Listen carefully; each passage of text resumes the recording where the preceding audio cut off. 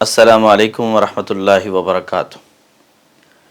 الحمدللہ والصلاة والسلام علی رسول اللہ، اما بعد۔ آج کی ہماری گفتگو پارہ نمبر 16 کے حوالے سے ہے، جس کا آغاز ان الفاظ کے ساتھ ہوتا ہے: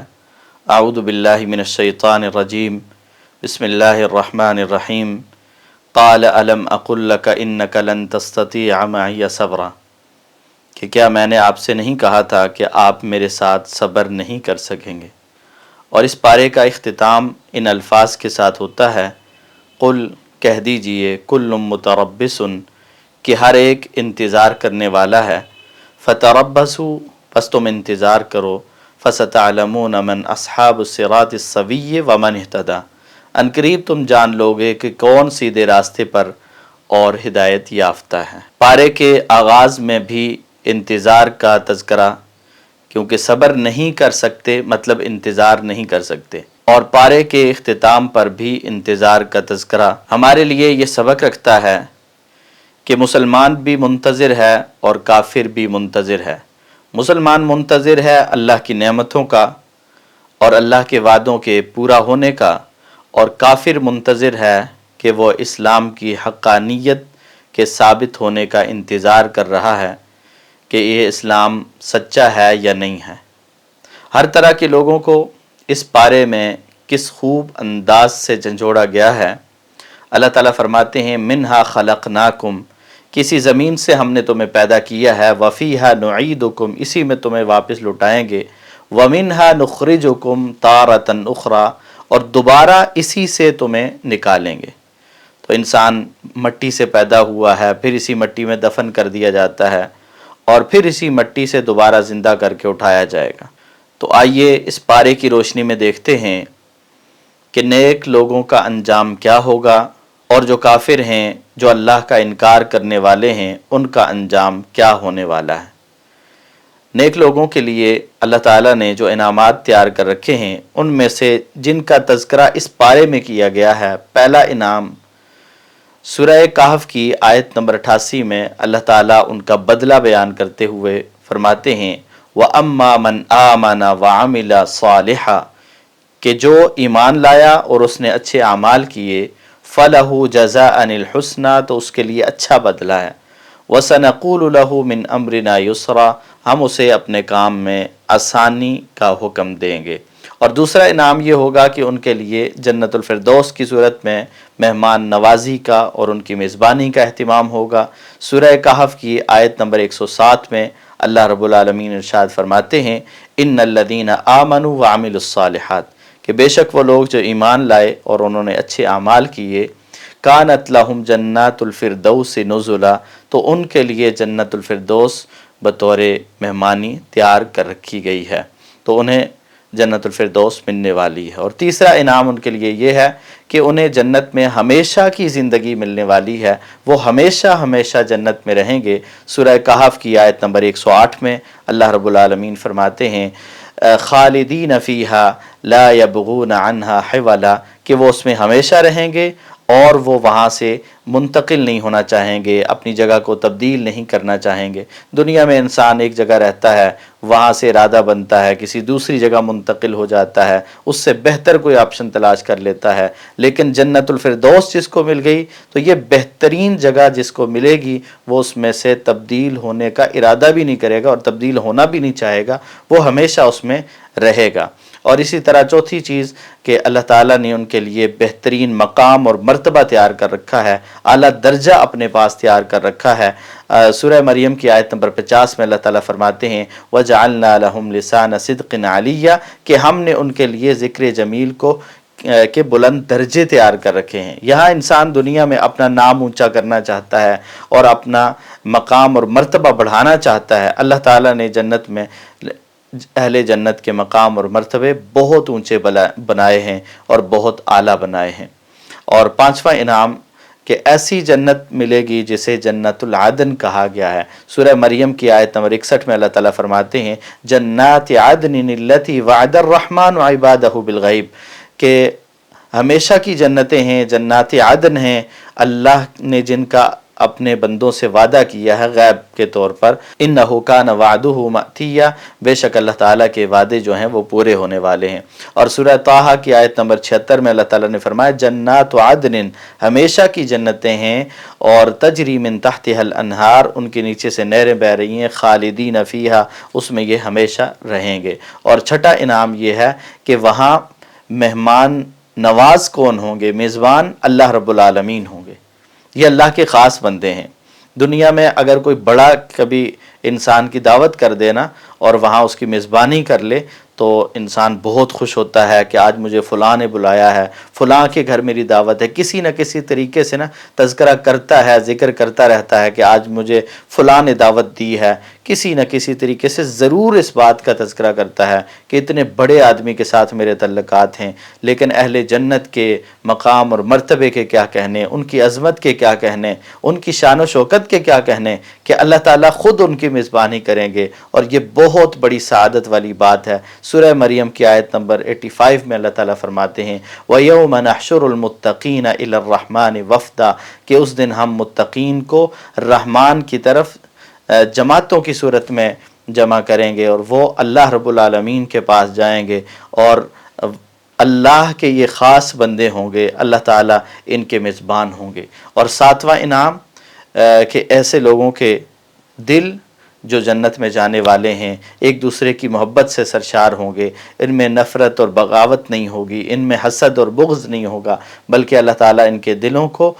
محبت سے بھر دیں گے۔ سورہ مریم کی آیت نمبر 96 میں اللہ تعالیٰ فرماتے ہیں ان الذین آمنوا وعملوا الصالحات، کہ وہ لوگ جو ایمان لائے اور اچھے اعمال کرتے رہے، سیجعل لہم الرحمن ودا، اللہ تعالیٰ رحمان ان کے لیے محبت پیدا کر دیں گے، وہ ایک دوسرے سے محبت کرنے والے ہوں گے، اللہ تعالیٰ ان سے محبت کرنے والے ہوں گے، وہ اپنے رب سے محبت کرنے والے ہوں گے، اور یہ بہت بڑا انعام ہے کہ انسان کو اللہ کی محبت مل جائے۔ اور آٹھواں انعام کہ ان کے لیے بلند و بالا مقام اور مرتبہ ہوگا۔ سورہ طٰہٰ کی آیت نمبر 75 میں اللہ تعالیٰ فرماتے ہیں وَمَنْ يَأْتِهِ مُؤْمِنًا، کہ جو اللہ کے پاس گیا اس حال میں کہ وہ مومن ہے، قَدْ عَمِلَ الصَّالِحَاتِ، اور یہ دنیا میں اچھے اعمال کر کے آیا ہے، فَأُولَئِكَ لَهُمُ الدَّرَجَاتُ الْعُلَىٰ، اللہ فرماتے ہیں کہ ان لوگوں کے لیے بلند درجات ہیں، بلند مقام اور مرتبہ ہے۔ اور سورہ مریم کی آیت نمبر 57 میں فرمایا وَرَفَعْنَاهُ مَكَانًا عَلِيًّا، کہ ہم نے اسے بلند مقام پر اٹھا لیا۔ اور نوواں انعام ان کے لیے، نیک لوگوں کے لیے یہ ہے کہ یہ نیک لوگ اللہ کی بخشش کے مستحق ہوں گے، اللہ کی طرف سے ملنے والی معافی کے مستحق ہوں گے، اللہ تعالیٰ ان سے درگزر کے معاملے فرمائیں گے۔ سورہ طٰہٰ کی آیت نمبر 82 میں اللہ تعالیٰ فرماتے ہیں وَإِنِّي لَغَفَّارٌ لِمَن تَابَ وَآمَنَ وَعَمِلَ صَالِحًا ثُمَّ اهْتَدَىٰ، کہ بے شک میں بہت زیادہ معاف کرنے والا ہوں ان لوگوں کو جو توبہ کرنے والے ہیں، جو ایمان لانے والے ہیں، اور توبہ اور ایمان کے ساتھ ساتھ عمل صالح کرنے والے ہیں، ہدایت کے راستے پر چلنے والے ہیں۔ اللہ تعالیٰ ان لوگوں کے بارے میں فرماتے ہیں وَإِنِّي لَغَفَّارٌ، کہ میں ایسے لوگوں کو بہت زیادہ بخشنے والا، معاف کرنے والا ہوں۔ تو 10واں انعام ان کے لیے یہ ہے کہ میدان حشر میں یہ لوگ بے خوف و خطر ہوں گے، جہاں لوگ اپنے گناہوں کے حساب سے پسینے میں ڈوبے ہوئے ہوں گے، وہاں اللہ تعالیٰ ان سے خوف و خطر کو دور کر دیں گے، انہیں کوئی غم نہیں ہوگا کہ آج ہمارے اعمال ضائع نہ ہو جائیں، آج یہ نہ ہو جائے، بلکہ سورہ طٰہٰ کی آیت نمبر 112 میں اللہ تعالیٰ فرماتے ہیں وَمَنْ يَعْمَلْ مِنَ الصَّالِحَاتِ، کہ جو اچھے اعمال کرنے والے ہیں، وَهُوَ مُؤْمِنٌ، اور وہ مومن ہیں، فَلَا يَخَافُ ظُلْمًا وَلَا حَزْمًا، وہ کسی قسم کی ناانصافی اور حق تلفی سے نہیں ڈریں گے، ان کے ساتھ کوئی ظلم نہیں ہوگا، ان کے ساتھ کوئی حق تلفی نہیں ہوگی، بلکہ ان کے حقوق انہیں ملیں گے۔ اور پھر برے لوگوں کا جو انجام ہونے والا ہے، یہ 10 تو انعامات ان لوگوں کے لیے ہیں جو نیک ہیں، جو صالح ہیں، جو متقی ہیں، جو اللہ کے احکامات کو پورا کرنے والے ہیں، اور یہ اللہ کی نعمتوں کا انتظار کر رہے ہیں۔ دوسری طرف برے لوگ جو اللہ کے عذاب کے منتظر ہیں، جو اس بات کے منتظر ہیں کہ اسلام کی حقانیت ثابت ہو جائے، اور جب ثابت ہو جائے گی تو پھر ان کے اوپر اللہ کے عذاب نازل ہوں گے، اور وہ کس کس طرح کے ہوں گے اللہ تعالیٰ نے ان کا بھی تذکرہ کیا اس بارے میں۔ پہلی سزا اور پہلا عذاب یہ ہے کہ انہیں جہنم کے سامنے لا کھڑا کیا جائے گا، عذاب کو اپنی آنکھوں سے دیکھ رہے ہوں گے۔ عذاب اچانک سے آ جائے تو وہ بھی بڑا سنگین ہوتا ہے، لیکن اگر آنکھوں کے سامنے عذاب ہو اور پھر پتہ ہو کہ اس عذاب سے میں نے دوچار ہونا ہے، تو انسان پہلے ہی عذاب میں مبتلا ہو جاتا ہے، اور یہی معاملہ ان لوگوں کے ساتھ ہوگا۔ سورہ کہف کی آیت نمبر 100 میں اللہ تعالیٰ فرماتے ہیں وَعَرَضْنَا جَهَنَّمَ يَوْمَئِذٍ لِّلْكَافِرِينَ عَرْضًا، کہ اس دن ہم جہنم کو کافروں کے سامنے لا کھڑا کریں گے، ان کے سامنے پیش کر دیں گے۔ اور دوسری سزا ان کے لیے یہ ہے کہ ان کو بطور مہمانی جہنم کی آگ دی جائے گی، اور ان کے لیے جہنم ہے بطور میزبانی، انہیں اس میں داخل کیا جائے گا۔ سورہ کہف کی آیت نمبر 102 میں اللہ تعالیٰ فرماتے ہیں اِنَّا اَعْتَدْنَا جَهَنَّمَ لِلْكَافِرِينَ نُزُلًا، کہ ہم نے کافروں کے لیے جہنم کو بطور مہمان نوازی تیار کر رکھا ہے، ان کی مہمان نوازی جہنم کے ساتھ کی جائے گی۔ اور پھر تیسری سزا ان کے لیے یہ ہے کہ ان کی نیکیاں، ان کے خدمت، وہ دنیا میں جو اعمال کرتے تھے وہ سارے کے سارے غارت ہو جائیں گے، برباد ہو جائیں گے، بیکار ہو جائیں گے۔ سورہ کہف کی آیت نمبر 103 اور 104 میں اللہ تعالیٰ فرماتے ہیں قُلْ هَلْ نُنَبِّئُكُمْ بِالْأَخْسَرِينَ أَعْمَالًا، کہ آپ کہہ دیجئے کیا ہم آپ کو اعمال کے لحاظ سے خسارے والے لوگوں کی خبر نہ دیں؟ الذین ضل سعیہم فی الحیات الدنیا، جن لوگوں کی دنیا میں کی گئی کاوش وہ ضائع ہو جائے گی، وہم یحسبون انہم یحسنون صنعا، اور وہ یہ سمجھتے تھے کہ وہ اچھا کام کر رہے ہیں، لیکن ایسے لوگ شیطان کے پیچھے چل رہے تھے، ان کے پاس ایمان نہیں تھا، وہ اللہ کی نافرمانی کر رہے تھے۔ قیامت والے دن اللہ تعالیٰ فرماتے ہیں کہ ان کے اعمال ضائع ہو جائیں گے۔ اور اسی طرح چوتھی سزا ان کے لیے یہ ہے کہ اللہ تعالیٰ ان کے لیے میزان قائم نہیں کریں گے، ترازو ہی قائم نہیں کیا جائے گا، انہیں کوئی امید ہی نہیں ملے گی کہ آج ہم کامیاب ہو سکیں گے، کیونکہ ان کے نامہ اعمال میں ایک بھی نیکی نہیں ہوگی، کیونکہ ان کے پاس ایمان نہیں ہے، کفر ہے، اور کفر کی صورت میں، شرک کی صورت میں کوئی نیکی ہو ہی نہیں سکتی۔ اگر انسان کوئی خدمت خلق کا کام کرتا ہے، کوئی صلہ رحمی کا کام کرتا ہے، لوگوں کے ساتھ کوئی تعاون کرتا ہے، اس کا بدلہ دنیا میں دے دیا جائے گا، لیکن آخرت میں ایسے لوگوں کے لیے ترازو ہی قائم نہیں کیا جائے گا۔ سورہ کہف کی آیت نمبر 105 میں اللہ رب العالمین فرماتے ہیں اولئک الذین کفروا، یہ وہ لوگ ہیں جنہوں نے کفر کیا، بے آیات ربہم، اپنے رب کی آیتوں کا انکار کیا، ولقائہ، اللہ کی ملاقات کا انکار کیا، فحبطت اعمالہم، ان کے اعمال ضائع ہو گئے، برباد ہو گئے، فلا نقیم لہم یوم القیامت وزنا، ہم قیامت والے دن ان کے لیے ترازو قائم نہیں کریں گے، وزن ہی نہیں کیا جائے گا، وزن قائم ہی نہیں ہوگا۔ اور پانچویں سزا ان کے لیے یہ ہوگی کہ یہ پل صراط سے گزرنا چاہیں گے لیکن اس کا شکار ہو جائیں گے۔ سورہ مریم کی آیت نمبر 71 میں اللہ تعالیٰ فرماتے ہیں وَإِن مِّنكُمْ إِلَّا وَارِدُهَا، کہ تم میں سے ہر ایک نے وہاں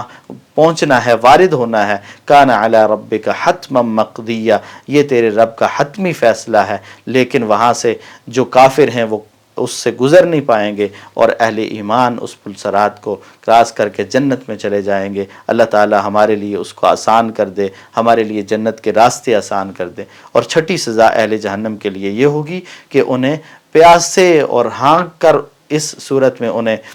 جہنم میں داخل کیا جائے گا، اور حشر کے میدان میں انہیں جمع کیا جائے گا، مجرم بنا کر پیش کیا جائے گا۔ سورہ مریم کی آیت نمبر 86 میں اللہ تعالیٰ فرماتے ہیں وَنَسُوقُ الْمُجْرِمِينَ، کہ ہم کھینچ کر لائیں گے پیاس کی حالت میں مجرموں کو اِلَى جَهَنَّمَ وِرْدًا، جہنم کی طرف، تو ہانک کر پیاسے ہوں گے اور ہانک کر انہیں جہنم کی طرف لایا جائے گا۔ اور ساتویں سزا یہ ہے کہ حشر کے میدان میں جب یہ اٹھیں گے تو اپنے بوجھ کے نیچے، اپنے گناہوں کے بوجھ ان کے اوپر ہوں گے اور بوجھ کے نیچے دبے ہوئے ہوں گے۔ انسان کے لیے کبھی ایسے مراحل بھی آتے ہیں جب گرمی ہوتی ہے، جب شدت ہوتی ہے، جب رش اور بھیڑ ہوتی ہے، اس وقت انسان کے لیے اپنا لباس سنبھالنا بھی مشکل ہو جاتا ہے، لیکن یہ لوگ جب میدان حشر میں اٹھیں گے جہاں شدت غم بھی ہوگی، جہاں گرمی کی شدت بھی ہوگی، اور سورج جو ہے وہ 1 میل کے فاصلے پہ ہوگا، لوگ پسینے میں ڈوبے ہوئے ہوں گے، اور اس کے ساتھ ساتھ گناہگار اپنے گناہوں کے بوجھ میں ہوں گے۔ سورہ طٰہٰ کی آیت نمبر 100 میں اللہ تعالیٰ فرماتے ہیں وَمَنْ أَعْرَضَ عَنْهُ فَإِنَّهُ يَحْمِلُ يَوْمَ الْقِيَامَةِ وِزْرًا، کہ جو اس سے اعراض کرتا ہے وہ قیامت والے دن بوجھ اٹھانے والا ہے، اور وہ بوجھ وہاں پہ کوئی ساتھ دینے والا بھی نہیں ہوگا۔ دنیا میں اگر انسان کبھی بوجھ میں لدا ہوا ہے اور بوجھ کے نیچے دبا ہوا ہے تو لوگ آ جاتے ہیں، اس کے ساتھ تعاون کر لیتے ہیں، لیکن آخرت کا بوجھ کوئی اٹھانے والا نہیں ہوگا۔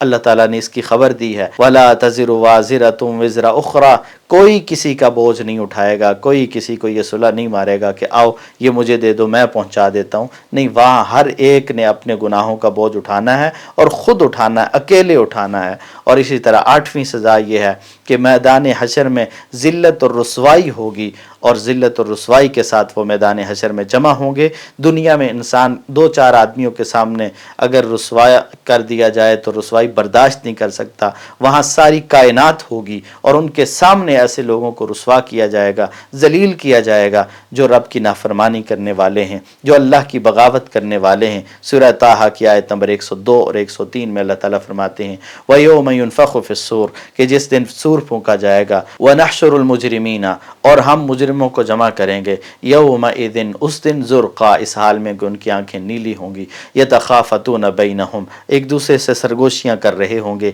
ان لبثتم الا عشرا، کہ تم نہیں رہے مگر 10 دن، یہ کہیں گے کہ تم تو صرف 10 دن دنیا میں رہے ہو۔ اور 9ویں سزا ان کی یہ ہوگی کہ دنیا میں رہنا بھی ان کے لیے عذاب ہے، جو اللہ کا انکار کرنے والے ہیں ان کی زندگی میں کوئی سکون نہیں ہے، کوئی راحت نہیں ہے، ہو سکتا ہے مال ہو سکتا ہے اولاد ہو سکتا ہے عہدے اور منصب ہوں، لیکن اللہ رب العالمین ایسے لوگوں کی زندگی کو تنگ کر دیتے ہیں اور ان کی زندگی ایسی ہوتی ہے خودکشیاں کرنے پہ مجبور ہو جاتے ہیں، دنیا کی زندگی کو کسی نہ کسی طریقے سے گزار لیتے ہیں، اور پھر کیسی گزارتے ہیں؟ تنگی والی زندگی ہوتی ہے۔ سورہ طٰہٰ کی آیت نمبر 124 میں اللہ تعالیٰ فرماتے ہیں وَمَنْ أَعْرَضَ عَنْ ذِكْرِي فَإِنَّ لَهُ مَعِيشَةً ضَنْكًا، کہ جو میرے ذکر سے اعراض کرے گا، منہ موڑے گا، اللہ پر ایمان نہیں رکھتا، اللہ کے قرآن سے دور ہے، اللہ کی یاد سے دور ہے، اللہ فرماتے ہیں فَإِنَّ لَهُ مَعِيشَةً ضَنْكًا، اس کی زندگی تنگی والی ہوتی ہے، وہ تنگیوں میں زندگی گزارتا ہے، خوشحال زندگی نہیں گزار سکتا۔ مال دولت پیسہ روپیہ ہو سکتا ہے اس کے پاس بہت کچھ ہو، لیکن زندگی تنگی والی ہوگی۔ اور 10ویں سزا یہ ہے کہ حشر میں جب اٹھایا جائے گا تو اندھا کر کے اٹھایا جائے گا، نبینا کر کے اٹھایا جائے گا۔ اور پھر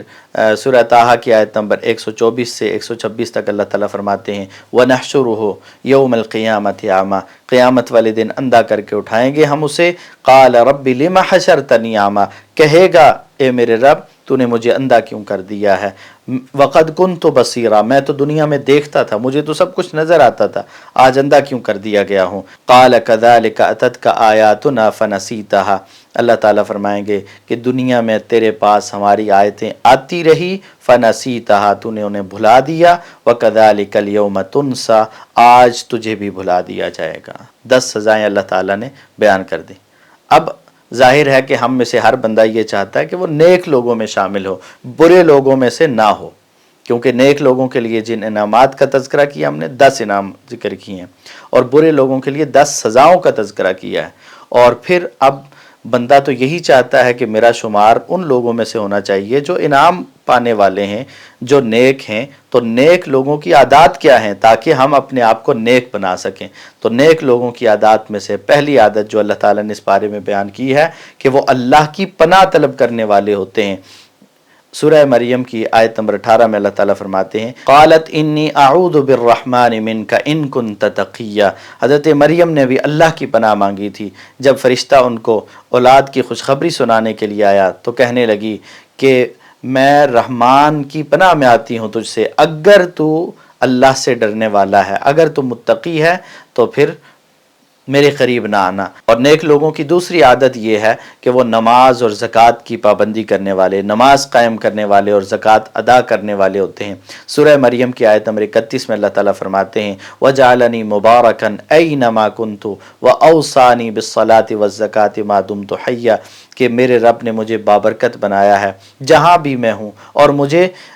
تاکیدی حکم دیا ہے نماز کا اور زکوٰۃ کا جب تک میں زندہ ہوں کہ ان کا قیام اور ان کی پابندی کرتا رہوں۔ اور تیسری خوبی ان کی یہ ہوتی ہے کہ وہ والدین کی خدمت کرنے والے ہوتے ہیں۔ حضرت عیسیٰ علیہ السلام کے بارے میں اللہ تعالیٰ سورہ مریم کی آیت نمبر 32 میں فرماتے ہیں وَبَرًّا بِوَالِدَتِي وَلَمْ يَجْعَلْنِي جَبَّارًا شَقِيًّا، کہ مجھے اللہ نے اپنی والدہ کے ساتھ نیکی کرنے والا بنایا ہے، مجھے جبار اور شقی اور بدبخت نہیں بنایا۔ اور اسی طرح ان کی چوتھی عادت یہ ہوتی ہے وہ کثرت سے دعا کرنے والے ہوتے ہیں، اللہ سے مانگنے والے ہوتے ہیں۔ اللہ تعالیٰ نے سورہ طٰہٰ کی آیت نمبر 25 سے 28 تک موسیٰ علیہ السلام کی دعا کا تذکرہ کیا قال رب اشرح لی صدری صدری، کہنے لگے کہ اللہ میرے سینے کو کھول دے، ویسر لی امری، میرے معاملے کو میرے لیے آسان کر دے، واحلل عقدۃ من لسانی، میری زبان کی گرہ کو کھول دے، یفقہوا قولی، تاکہ لوگ میری بات کو سمجھ سکیں، میری قوم میری دعوت کو سمجھ سکے۔ اور اسی طرح سورہ مریم کی آیت نمبر 47 میں اللہ تعالیٰ فرماتے ہیں قال سلام علیک ساستغفر لک ربی انہ کان بی حفیہ، کہ حضرت ابراہیم نے بھی یہی دعا کی تھی کہ سلامتی ہو آپ پر، میں آپ کے لیے اللہ سے استغفار کروں گا۔ لیکن پھر جب اللہ نے روک دیا کہ تمہارا والد وہ مومن نہیں ہے، وہ شرک کی حالت میں فوت ہوا ہے، تو پھر اس کے لیے دعا نہیں کر سکتے، تو پھر حضرت ابراہیم علیہ السلام نے اس کے بعد دعا نہیں کی۔ اور پانچویں خوبی کہ کثرت سے استغفار کرنے والے ہوتے ہیں، مومن اللہ سے معافی مانگنے والا ہوتا ہے۔ سورہ طٰہٰ کی آیت نمبر 73 میں اللہ تعالیٰ فرماتے ہیں انا آمنا بربنا، کہ مومن کیا کہتے ہیں کہ ہم ایمان لائے اپنے رب پر، لیغفر لنا خطایانا، تاکہ وہ ہمیں ہماری غلطیاں ہمارے گناہ معاف کر دے، وما اکرہتنا علیہ، اور جو تو نے ہمیں مجبور کیا ہے۔ یعنی جادوگر جب ایمان لے آئے اور انہوں نے فرعون سے کہا کہ جو تو نے ہمیں مجبور کیا من السحر، جادو پر، ہم اس پر اللہ سے استغفار کرتے ہیں، اللہ سے معافی مانگتے ہیں، وہ ہمیں معاف کر دے گا۔ واللہ خیر و ابقیٰ، اللہ تعالیٰ بہترین ہے اور باقی رہنے والا ہے۔ تو اس لیے ہمیں کوشش کرنی چاہیے کہ ہم اہل ایمان کی ان صفات کو اپنائیں، تاکہ ہم انعامات کا انتظار کرنے والوں میں سے ہو جائیں، اللہ کے عذاب کا انتظار کرنے والوں میں سے نہ ہوں۔ اللہ تعالی ہمیں کتاب و سنت کے مطابق زندگی گزارنے کی توفیق عطا فرمائے۔ وآخر دعوانا ان الحمد للہ رب العالمین۔